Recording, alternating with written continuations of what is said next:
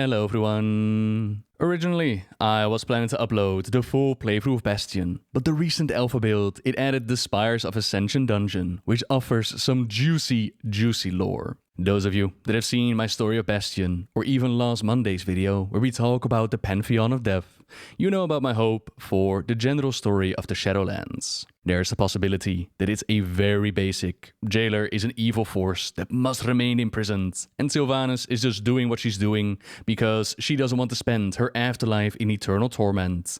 There's the possibility that it's going to be a story like that, but there's also potential for more, for asking questions about this artificially created afterlife that we see. Why was the jailer imprisoned? Why must the kyrians give up on who they used to be? Who is the arbiter to decide to send them off to the Bastion and follow this path in the afterlife? Is this what it's supposed to be like? Or is all of this a prison manufactured for some unknown purpose? Is someone like Uther the Lightbringer has actually decided to join the Forsworn, those that are unable to follow the path of the Kyrian? Is that just because of the anima drought and their jailer's influence? Or is there more at play?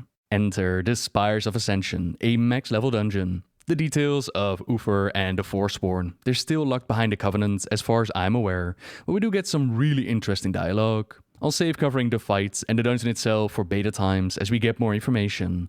The juicy bits, they're from the discussion between Kyrestia the Firstborn, who is the Archon leading the Kyrians, and Devos, Paragon of Loyalty, she who stepped away from the path and allied with the jailer. She plans for the Forsworn to forge a new path for Bastion, and while the Archon tries to convince her of the righteousness of their path, Devos is not having it. Approaching the final fight of the dungeon, this dialogue takes place. As I peered into Uther's memories, what I saw shook me to the core. But you refuse to see the truth, that the path is flawed, that we serve a lie. And so, I listened to the jailer's words. All along. I learned of the great injustice you and the others thrust upon him, and upon us all. He seeks to free us from the prison we have built for ourselves. And for that, You're gonna be alright. He has earned my loyalty. What exactly it was that he saw while peering into Uther's memories? It's a good question, and many answers could apply.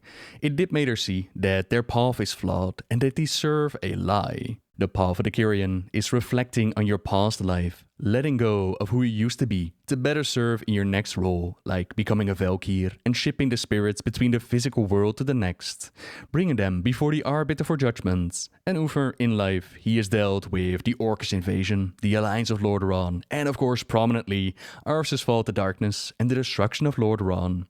His spirit has popped up several times after that. You might recall the dialogue in the Halls of Reflection, his spirit bound to Frostmourne and the will of the Lich King. Could his inside knowledge of the time that Arthas ruled on the Frozen Throne, could that have made her see the path of the Kyrian in a completely different light? Really hard to tell, but the effects, they're definitely clear. It opened her eyes and she wanted something else. The words of the jailer, and especially interesting, the confirmation that the Archon and the others, presumably the other rulers of the domains of the Shadowlands, that they were the ones who imprisoned him. The banished one, the Winter Queen described him as. A great injustice that they thrust upon him, and upon them all. We do have to wonder how much of the jailer's words that we can trust. If I wanted to recruit some allies, I wouldn't go about telling them about my master plan of wanting to consume the universe.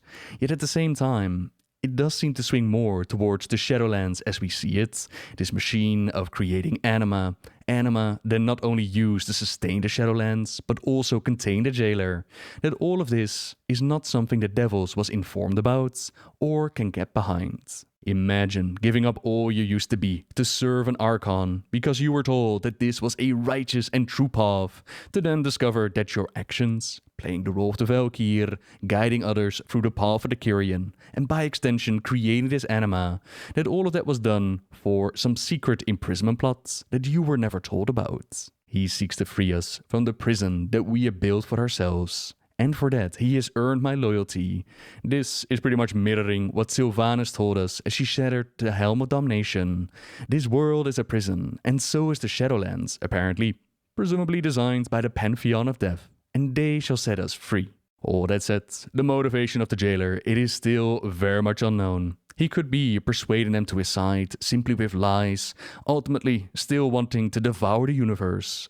But still, it is really interesting stuff, and if you missed Monday's video, can highly recommend to check it out, as I do go further into details as to what the Shadowlands are all about, how the different zones came to be and operate, what it all might mean for the future.